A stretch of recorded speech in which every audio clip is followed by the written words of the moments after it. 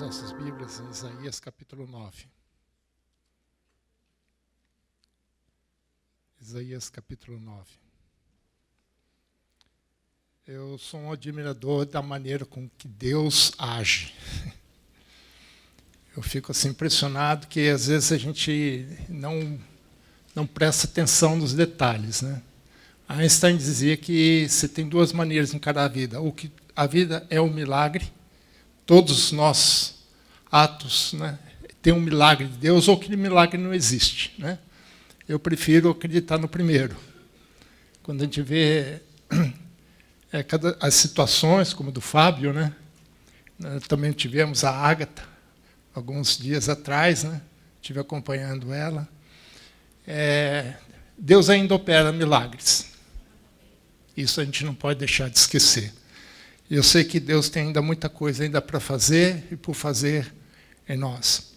E sexta-feira eu estava meditando um pouco sobre esse texto, Isaías capítulo 9, e eu lembrei de duas músicas que são baseadas nesse texto.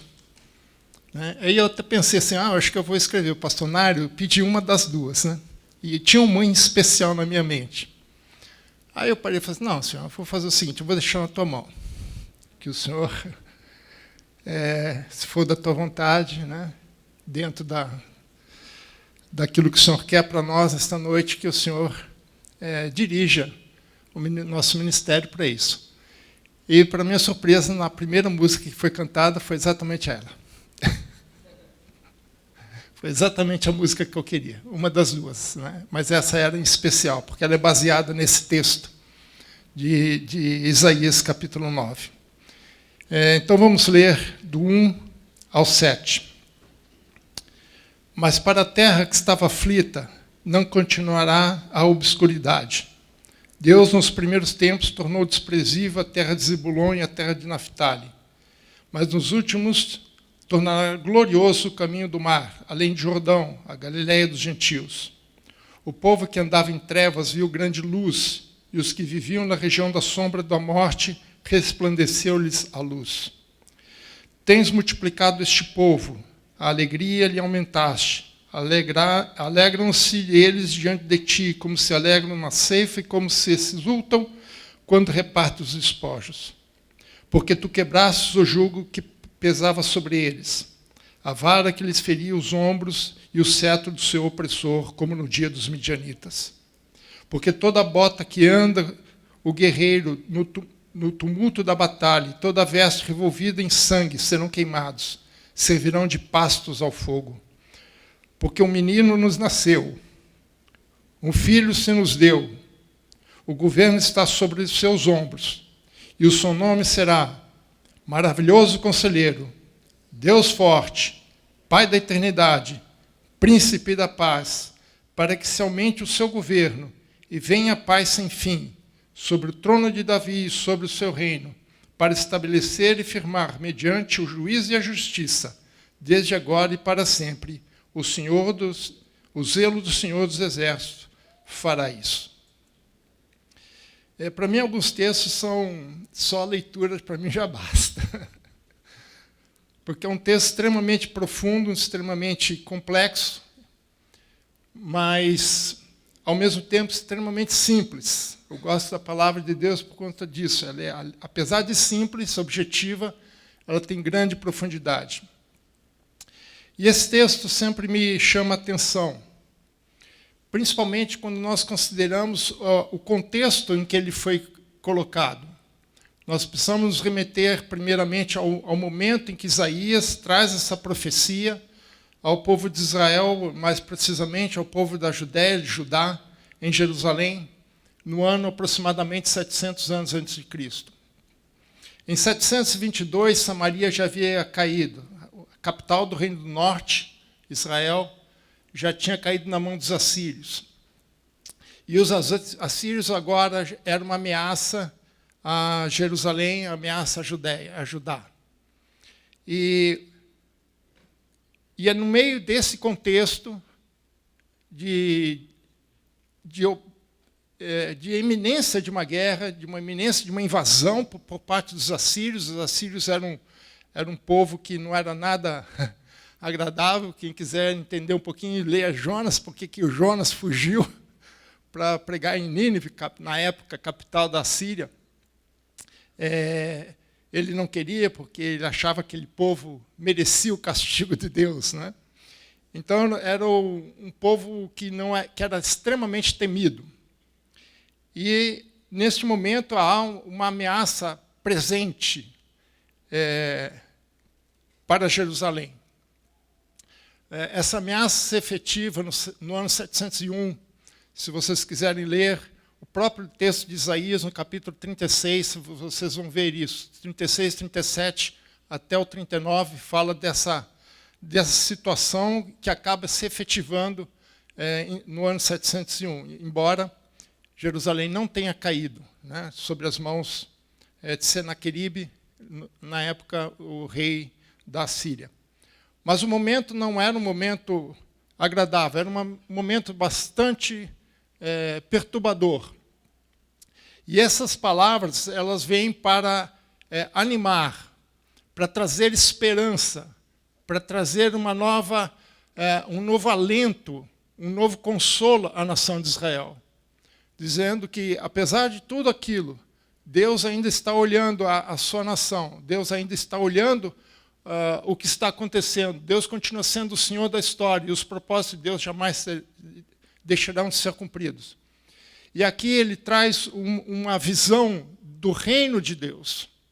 E ele faz um paralelo, não direto, mas indireto, com o que estava acontecendo com o reino da Assíria, a opressão da Assíria, e o que Deus tem para nós, e o que Deus tinha para eles e o que tem para nós em termos de reino.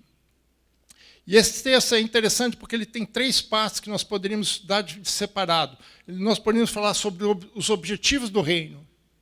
O objetivo do reino, ele fala em 3 versículos. No versículo 3, ele fala de alegria.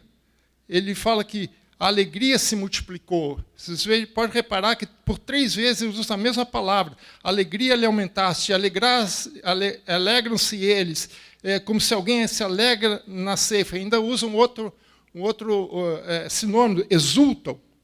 Então, o reino de Deus ele tem como objetivo trazer alegria, mas ele também traz justiça, no versículo 4, porque quebraste o jugo que pesava sobre eles, o cetro do opressor. Então, ele vai trazer de justiça, porque toda opressão é uma injustiça sobre quem é oprimido.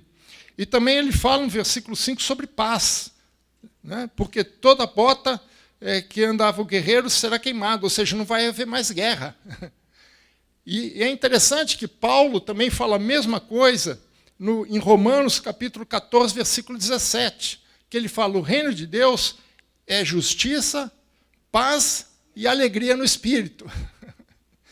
Irmãos, eu já falei isso aqui uma vez, eu vou repetir, não tem nada no Novo Testamento que não tenha no Antigo. A forma que eles são apresentados que são diferentes. A maneira é um pouquinho diferente. No Novo Testamento é uma cultura grega, um pouco mais objetiva. No Antigo é um pouco mais hebraica, um pouco diferente. Mas o conteúdo é o mesmo, o Evangelho é o mesmo. Você pode falar de Cristo só usando o Antigo Testamento, só usando, inclusive, Isaías. Portanto, o objetivo do reino que Deus estava querendo para Israel é o mesmo que o objetivo que Deus quer para nós, seu povo. E isso acontece quando Cristo vem. Ele vem trazer e estabelecer esse reino. O outro ponto que é interessante é quais são as características desse reino. Se esse é o objetivo, quais são as características desse reino? Versículo 1. Mas para a terra que estava aflita, não continuará a obscuridade. Deus, nos primeiros tempos, tornou desprezível a terra de Zebulon e a terra de Naftali. Mas nos últimos dias, tornará glorioso o caminho do mar. Além do Jordão, uau! O reino de Deus não vai começar em Jerusalém. O reino de Deus vai começar onde? Entre os gentios. Porque o objetivo de Deus não é ser um reino exclusivista. O objetivo de Deus é ser um reino universal. Quando Deus criou Adão e falou para Adão e Eva, crescei e multiplicai-vos e enchei a terra. A pergunta que a gente tem que fazer é, encher com quê? Com pessoas? Não, com a glória de Deus, com a imagem de Deus. Deus criou-nos para ser a sua imagem, conforme a sua semelhança. Nós somos, Paulo diz que nós somos a glória de Deus. Então, quando enche-se a terra com homens, nós, na verdade, estamos enchendo a terra com a imagem de Deus, com a glória de Deus. Não podemos pensar que Deus está preocupado com recenseamento populacional. Deus, desde o início, Ele quer um reino universal para todos. E Ele começa justamente aonde? Na Galileia dos gentios, não foi em Jerusalém. E é interessante esse texto aqui, porque ele fala, a terra que estava aflita, a terra de Zebulon e Naftali. A região que ele está falando, geograficamente, é a região entre o Mar da Galileia e o Monte Hermon, que é o ponto mais extremo de Israel, da região. Entre essas duas, esses dois, entre o Mar da Galileia e o Monte Hermon, há um vale chamado Colinas de Golã. Na Bíblia não vai aparecer esse nome é um pouco mais moderno. Essa é a região que ele está falando. E por que ele fala tão importantemente, de forma tão pontual em cima dessa terra? Porque é exatamente o caminho que os assírios faziam para invadir o reino de Israel. Ou seja, essa terra era a terra que estava no caminho do inimigo. Para eles chegarem em Israel, eles tinham que passar por ali, senão eles tinham que subir, costear o Monte Hermon pelo outro lado, pelo lado ocidental, que seria pelo Líbano. Mas esse caminho é mais curto. Dali até Damasco é 40 quilômetros. E é um vale. E é um vale extremamente produtivo, rico. Até hoje ele é bastante produtivo. Mas ele ficava no meio do caminho dos exércitos da Assíria. Por isso que ele fala de sombra da morte. Porque aquela era a primeira terra a chegar o inimigo.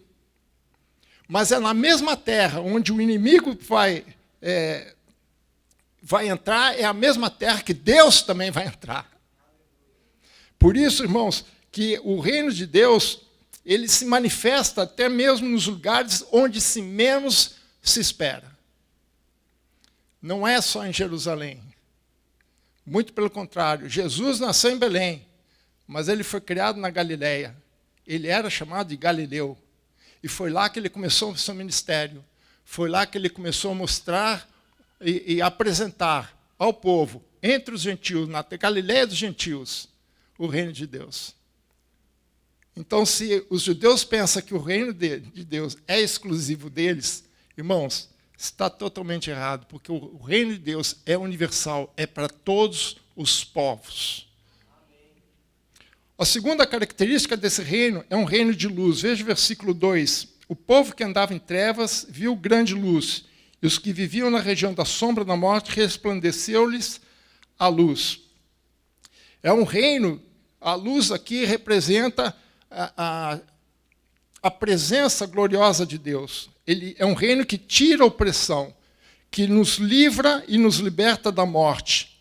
A ameaça era constante. Sombra da morte aqui é a ameaça constante dos assírios que chegariam naquela região e que eles eram destruidores. Eles passavam o rolo compressor por cima. Eles não poupavam ninguém. A ameaça era constante. E era justamente diante dessa ameaça que Deus vem trazendo salvação e esperança. Mesmo que nós estejamos vivendo momentos difíceis, momentos de dificuldades, como o Fábio passou e outras famílias têm passado, sempre há esperança, porque a luz de Cristo sempre vai resplandecer aonde você menos espera. Por isso que Colossenses, aliás, 1,13, fala que Jesus nos transportou do império das trevas para o reino do Filho do seu amor. Ele não vai deixar você na escuridão. Quem já entrou numa casa sem luz à noite sabe o que eu estou falando. Você não sabe por onde anda. Você tropeça em tudo. Aí que você descobre que você tem um calo no pé, que você tem uma canela, que você vai batendo em todo quanto é móvel, até você achar o caminho. Mas quando se acende a luz, tudo fica claro. As coisas ficam evidentes, você consegue ver, você consegue enxergar. Você consegue se defender das situações. É um reino onde tira a opressão, liberta-nos de toda a opressão. É um reino que nos traz salvação. É um reino que nos traz esperança. Mas é também um reino que se expande. Isso também tem a ver com o item anterior, no versículo 3. Tens multiplicado este povo. A expansão do reino de Deus é constante. O reino de Deus, ele cresce continuamente. O reino de Deus, ele não pode ser detido de forma alguma. E aqui nós vamos usar novamente o mesmo conceito de luz. Porque onde tem trevas, quando brilha uma luz, o que acontece com as trevas? E quanto mais resplandecente é essa luz, menor são as trevas. Por isso que em João, capítulo 1, versículo 5, ele fala que a luz resplandece nas trevas, e as trevas não prevalecem contra ela. E ele está falando de Jesus. Jesus é a luz do mundo. Mas ele também está falando de nós. Nós também somos a luz do mundo. Jesus disse isso no Sermão do Monte. Vós sois a luz do mundo. Quanto mais resplandecente é essa luz em nós, menor serão as trevas. Pode reparar, irmãos, se você entra num lugar, num trabalho, alguma coisa, onde tem falcatrua, ninguém vai querer você lá. Por quê? Porque se você agir da forma correta, como Deus quer, as pessoas não vão querer você lá. Eu conheço a história de uma pessoa que estava ajudando num consultório médico, na parte administrativa, a pessoa estava precisando de uma ajuda, e a pessoa foi lá para ajudar. Ficou uns 3 meses ajudando, até que ela conseguiu uma outra pessoa.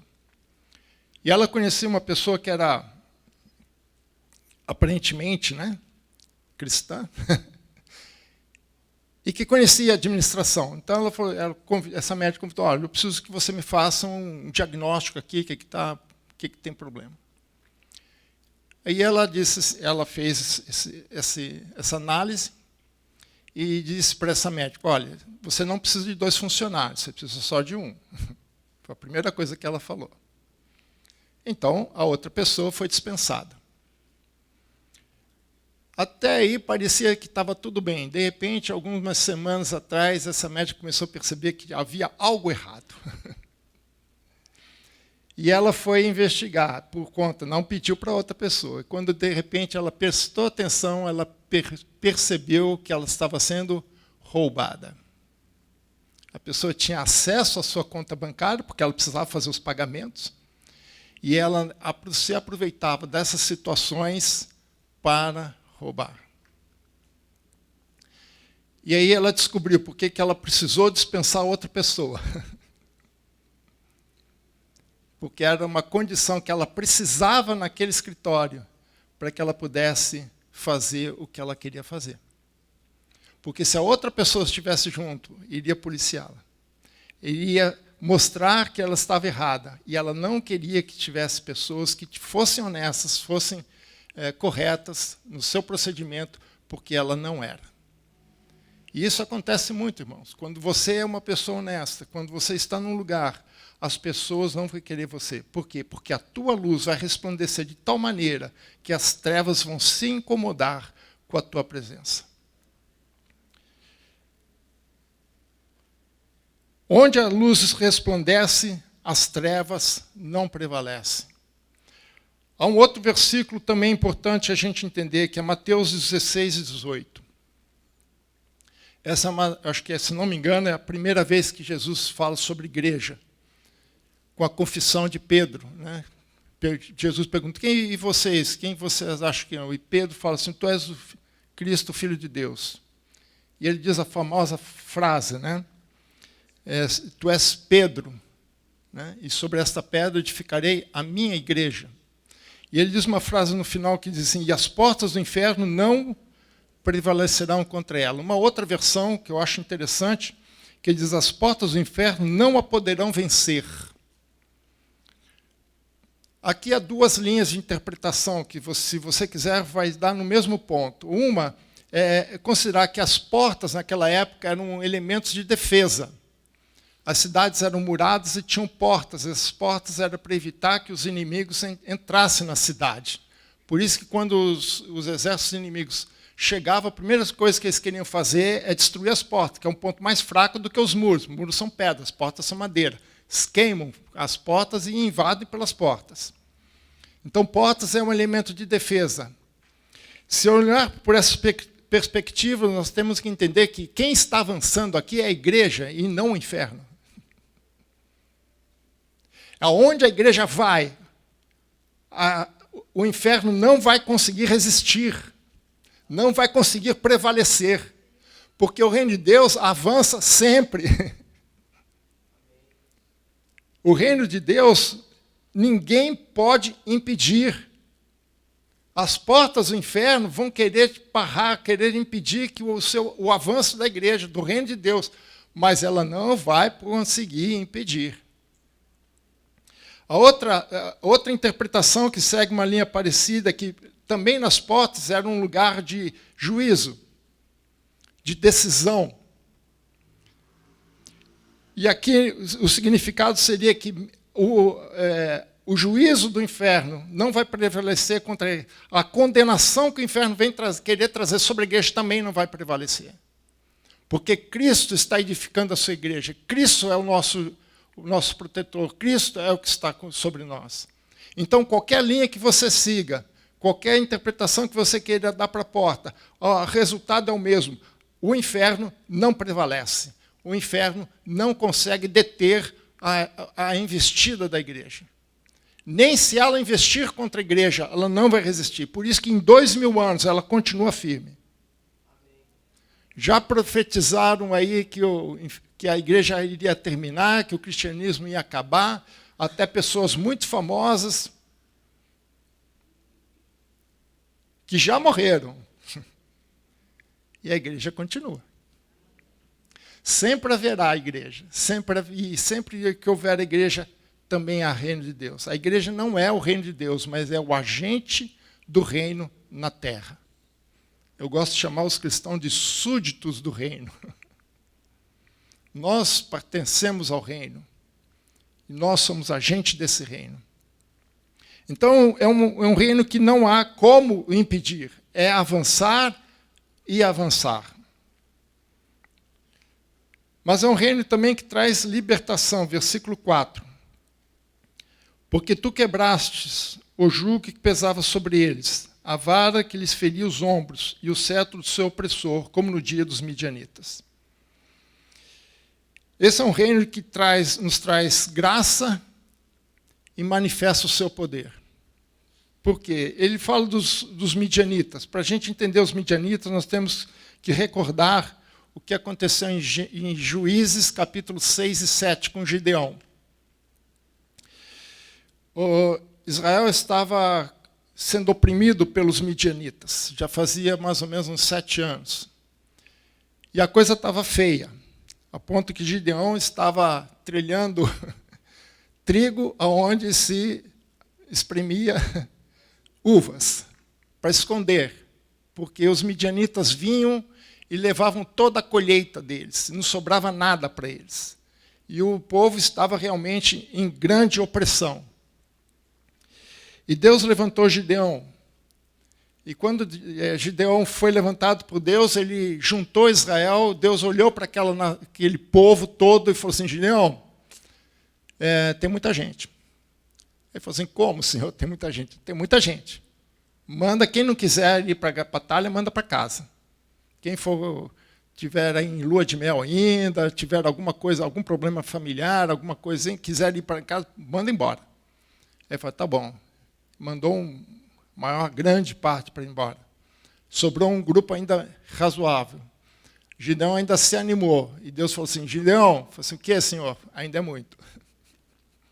Falei, como, senhor? Você já mandou a maior parte embora, agora que só tem pouca gente. Eu falei, não, mas ainda é muito. Você vai até o rio, pede o pessoal beber água. Quem se ajoelhar beber água, você põe a parte. Quem pegar água com a mão, você põe a outra parte. E aqueles que pegaram água com a mão eram 300 homens. Ele falou, o outro você dispensa. Eu fico imaginando a cabeça de Gideão. Se vocês lerem lá o capítulo 7, vocês vão ver que o autor diz que havia uma multidão de pessoas como areias do mar. Eu devo ter pensado assim, Gideão falou assim, o das dumas, ou eu sou louco ou Deus é louco, um dos dois, não é possível. E Deus falou assim, olha, Gideão, quem vai ganhar essa guerra sou eu, não é você. Eu sou o teu libertador. Você não vai ganhar essa guerra. Eu vou estar com você, mas a guerra será minha, a vitória será minha. Eu vou te dar a vitória nas tuas mãos, para que você não diga que foi pela tua força, para que vocês não digam que foi pelo teu poder, porque a vitória é minha. Eu sou o Senhor da guerra. Deixa comigo. E ele levou só 3 elementos para essa guerra. Um cântaro, uma tocha e um chofar.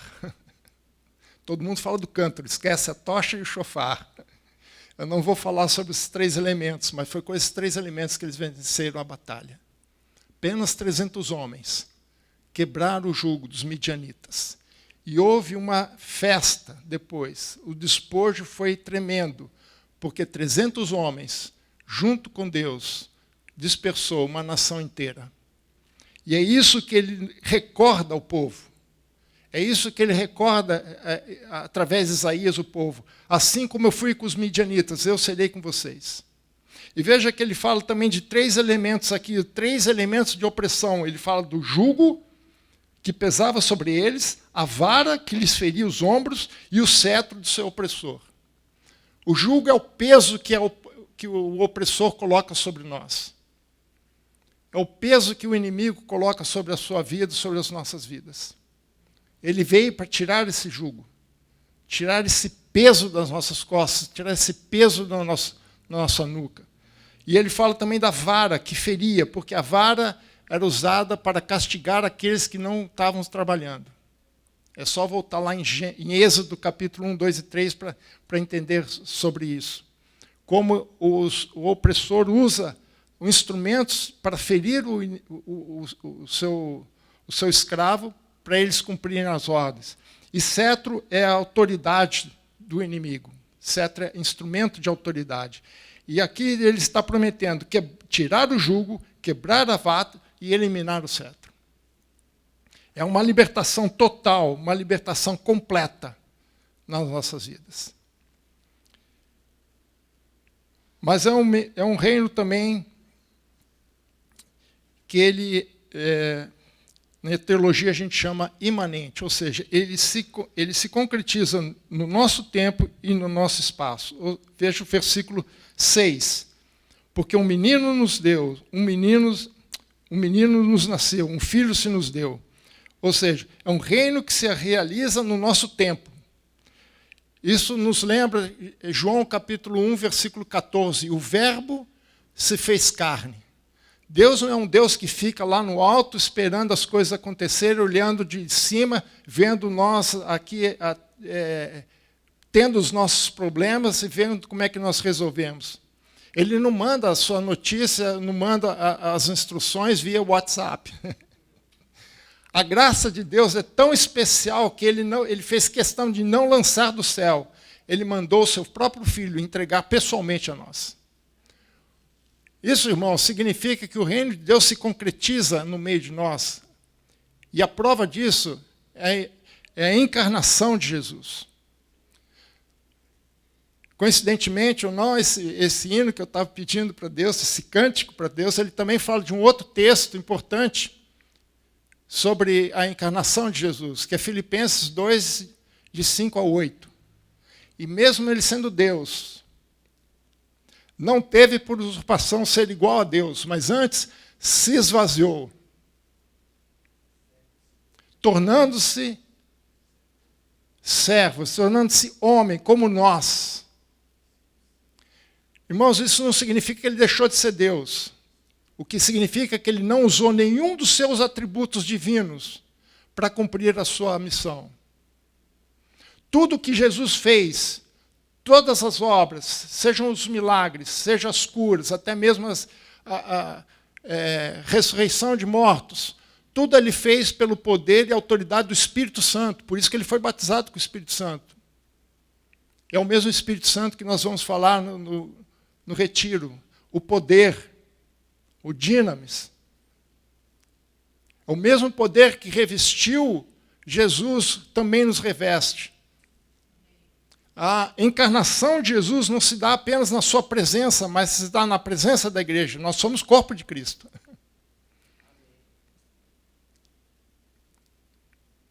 Nós somos corpo de Cristo, irmãos. Então o reino também se concretiza, ele também se torna terreno, também se torna temporal, ele também se realiza no nosso tempo, no nosso espaço, através não apenas de Cristo, mas através também da igreja. Não é um reino que fica longe, é um reino que está no nosso meio. Ele habitou entre nós, no meio de nós, junto conosco. Eu gosto da frase que vem em seguida, que João diz, e vimos a sua glória. Vimos, irmãos, não é o verbo em grego não é uma atividade passiva. Não é simplesmente você, quando você está esperando um ônibus ou esperando alguém, você fica olhando as pessoas, vendo. Não é isso.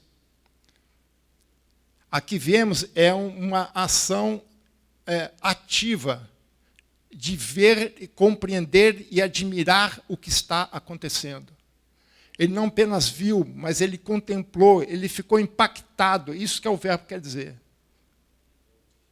Ele não apenas viu, olhou, eu vi. Não. Ele ficou admirado com o que ele viu. Essa presença do reino, manifestada em Cristo, impactou um homem, não apenas um homem, mas toda uma geração. E é essa presença que deve impactar as nossas vidas e a nossa geração.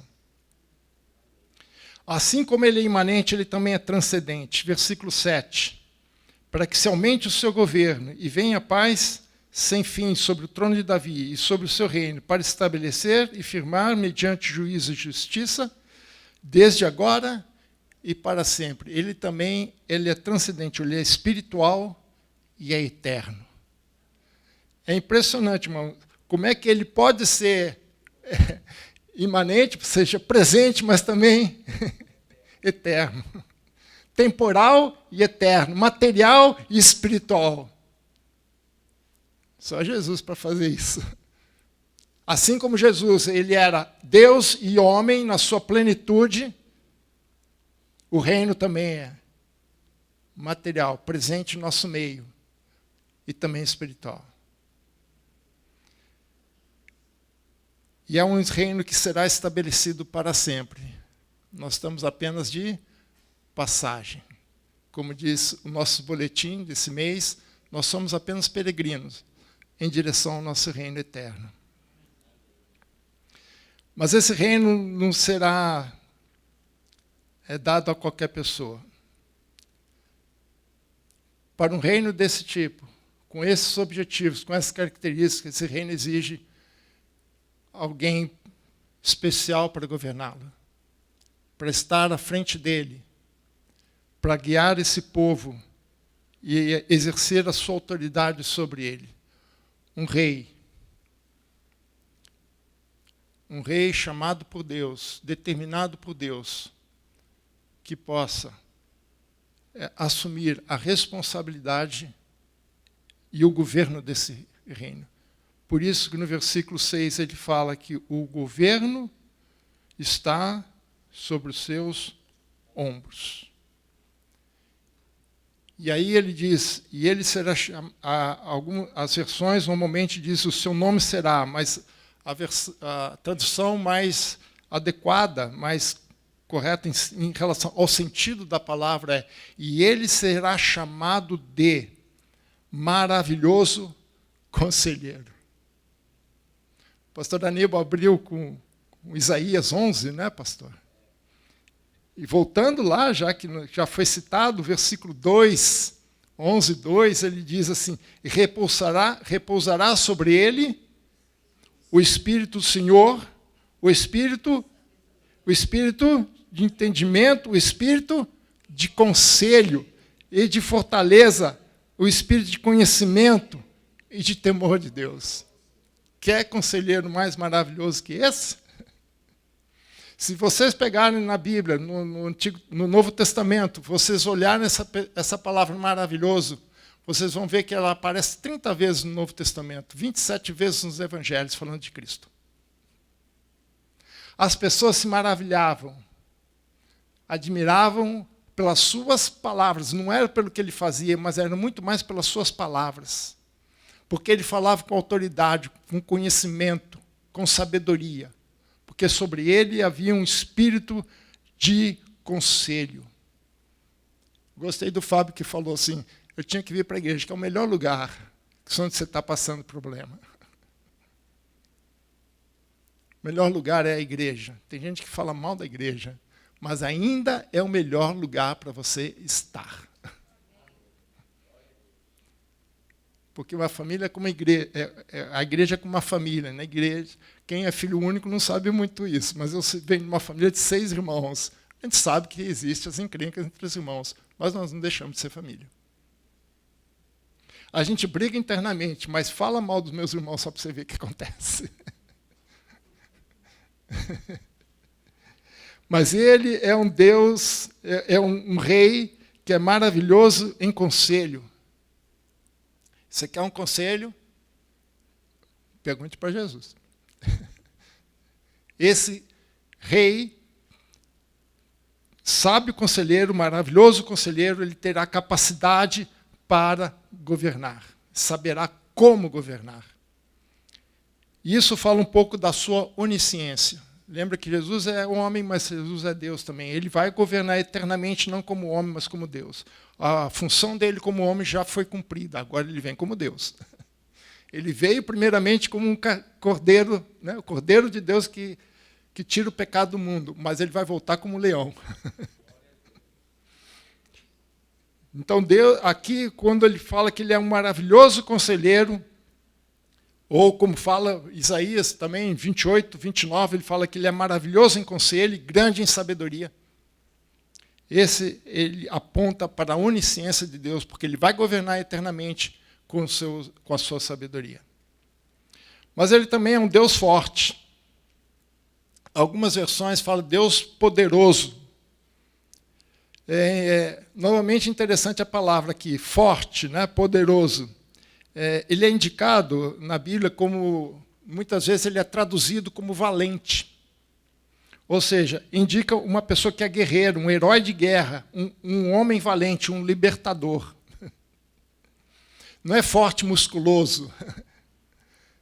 É um forte que não se abala com as situações. Ninguém pode abalar Deus, irmãos.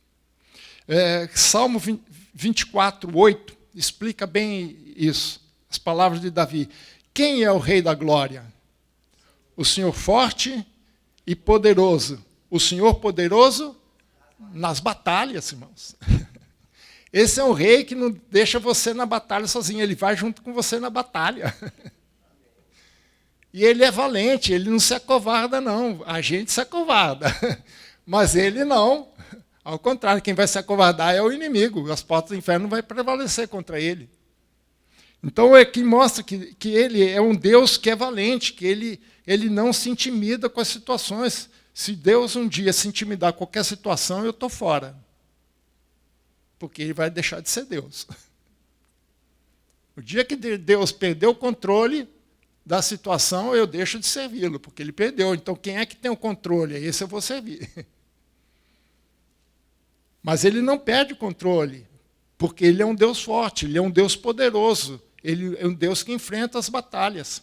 E ele enfrenta as batalhas com você, ele enfrenta as batalhas da igreja. Ele está contigo.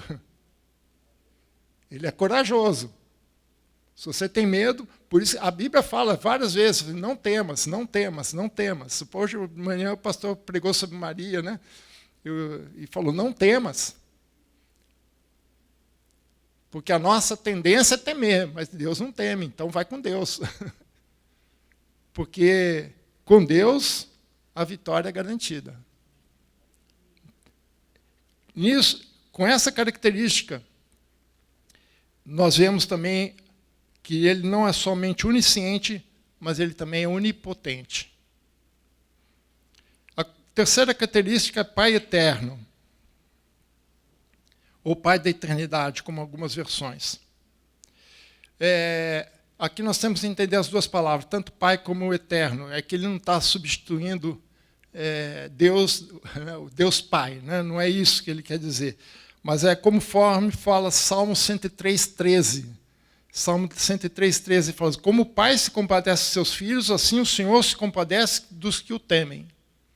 Então, aqui é pai, ele está querendo dizer como aquele que nos protege, aquele provedor, como um pai protege seu filho, cuida do seu filho. Deus cuida de nós. Tem a música do Kleber Lux, que ele fala, Deus cuida de mim. Nas sombras das suas asas, Deus cuida de mim. Eu gosto dessa música. No céu nós vamos cantar. No céu nós vamos cantar. Né? Lá a minha voz acerta. Né? Vocês estão doidos para me pegar de jeito, né? Pode deixar. Mas Deus é forte, hein, meu? Mas aqui ele fala da onipresença de Deus, né? Porque, além de ser pai que nos cuida, né, ele diz que ele nos cuida eternamente, continuamente. Assim como o pai nunca deixa o seu filho na mão. Eu sei que algumas famílias aqui, os pais têm algumas lutas com os seus filhos, né? Mas o que eu acho bonito nessas famílias é que os pais não desistiram do filho ou da filha. Se nós não desistimos dos nossos filhos, por que você acha que Deus vai desistir de nós? Jesus nunca deixou de atender ninguém. Você não vai ver isso na Bíblia. As pessoas que rejeitavam Jesus, mas Jesus nunca rejeitou ninguém. Pelo contrário, ele falava, vinde a mim, vós que estão cansados e sobrecarregados, eu vos aliviarei. Ele fala ao contrário, ele fala, vinde a mim, venham, venham, venham. Porque ele age como um pai, e ele age como um pai eternamente. Sempre ele vai agir como um pai. Eu não sei se você tem uma imagem boa ou ruim do pai, do seu pai. Às vezes a relação nossa, as nossas relações com os nossos pais não foram muito sadias. A minha foi. Apesar das diferenças, tudo, eu não posso reclamar do meu pai. Então eu sei um pouco o que é isso, e hoje eu sou pai, né? Então eu também sei o que é isso. Como pai, cuido dos meus filhos. Deus cuida de ti. Deus se compadece de ti. Sempre. Nunca vai te deixar, nunca vai te abandonar. E a quarta característica, atributo, melhor dizendo, desse rei, ele é um príncipe de paz. É um príncipe da paz, um príncipe pacífico. Aqui ele fala sobre a sua autoridade, a autoridade que ele recebeu para estar à frente desse reino. É interessante, Jó 25, 2.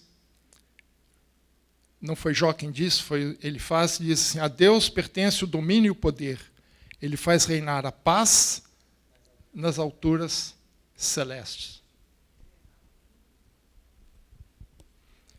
A gente sabe o que significa um governo que, na verdade, é um desgoverno.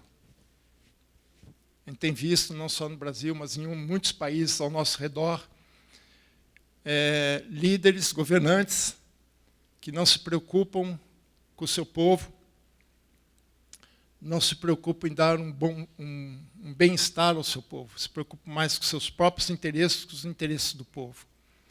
E quando ele fala de paz aqui, ele fala de prosperidade, de bênçãos. Não é somente ausência de conflito, de guerras ou coisas desse tipo. A palavra shalom em hebraico é muito mais do que isso. Naquela época havia 3 culturas que predominavam. A cultura latina dos romanos, que era a pax romana, né, que era a ausência de guerra, de conflito bélico. E tinha o eirene dos gregos, ou Irene na pronúncia moderna, né, deu o nome Irene, que é paz, mas aquela paz zen, né, aquela paz que você tem, eu estou em paz comigo mesmo. Mais emocional, psicológico. Mas o shalom vai muito mais além. O shalom fala de justiça social, fala de bem-estar, fala de prosperidade, fala de uma condição de bem-estar rica, harmoniosa e positiva. É muito mais do que a gente pensa e possa imaginar. Por isso que a Bíblia diz, nem olhos viram, nem ouvidos ouviram, nem jamais penetrou no coração humano o que Deus tem para os que o amam. Deus tem muitas maravilhas, muita coisa. Jesus mostrou isso pessoalmente. Os milagres de Jesus, as obras de Jesus apontam para todas essas características. Ele não deixou o povo em um momento. Ele abençoou o povo em todo o tempo. O povo teve fome, ele deu de comer. O povo estava sofrendo, ele deu conselhos ao povo de como se proceder. O povo estava doente, ele curou. O reino de Deus se manifestou. Eu acho interessante quando João Batista manda os seus discípulos perguntarem para Jesus se ele era aquele que viria, porque ele era o precursor, ou se eles haveriam de esperar outro. O que Jesus fez? Curou pessoas. Fez milagres. E ele diz, vai lá para João Batista e fala, os cegos veem, os surdos ouvem. O que ele está mostrando aqui? Ele está mostrando a presença do reino. E a gente tem que entender esse contexto, meus irmãos. A cura naquela época era uma libertação. A cura era um tipo de salvação. Naquela época não tinha os planos médicos, não tinha Unimed, não tinha planos de saúde a 1.000 ou a 10.000, como você queira. Não tinha nada disso, irmãos. A medicina não chega nem aos pés do que é hoje. As pessoas sofriam com isso. Doenças que hoje a gente resolve rapidinho, naquela época não. E quando Jesus curava, ele estava mostrando que Deus estava presente. Ele trazia salvação para as pessoas. E o Deus que agia naquela época é o mesmo que age hoje. E é isso que Cristo veio nos mostrar. É isso que Isaías veio nos mostrar. Profetizar esse reino glorioso, que apesar de ser manifestado entre os gentios em zonas de conflito, em zonas onde há a sombra da morte, é justamente nos lugares mais inesperados é que o reino de Deus se manifesta. Ninguém esperava a vinda de Jesus quando ele veio. Ninguém estava. Por isso que a Bíblia fala, veio para os seus nos receberam. Porque ninguém esperava. As pessoas faziam uma imagem de um reino, faziam uma ideologia do que seria o reino, e eles queriam que Jesus, para ser o Messias, ele se adaptasse às ideias e os objetivos das pessoas, e não o contrário. Nasceu de uma forma simples, um casal simples, embora fosse da linhagem de Davi, uma linhagem real. Cresceu numa região simples, Galileia dos gentios, numa região já meio separada. O bonito era ser de Jerusalém. Galileia dos gentios, como disse Natanael, pode vir alguma coisa boa de lá? Pode. Foi lá que manifestou o reino de Deus. Foi lá que manifestou o Rei, Jesus. Amém? Vamos colocar de pé, pastor. Isso é Natal, irmãos. Isso é Natal. A manifestação do reino de Deus em nosso meio. A presença do Rei no nosso meio. E que continua até os dias de hoje. Amém, pastor?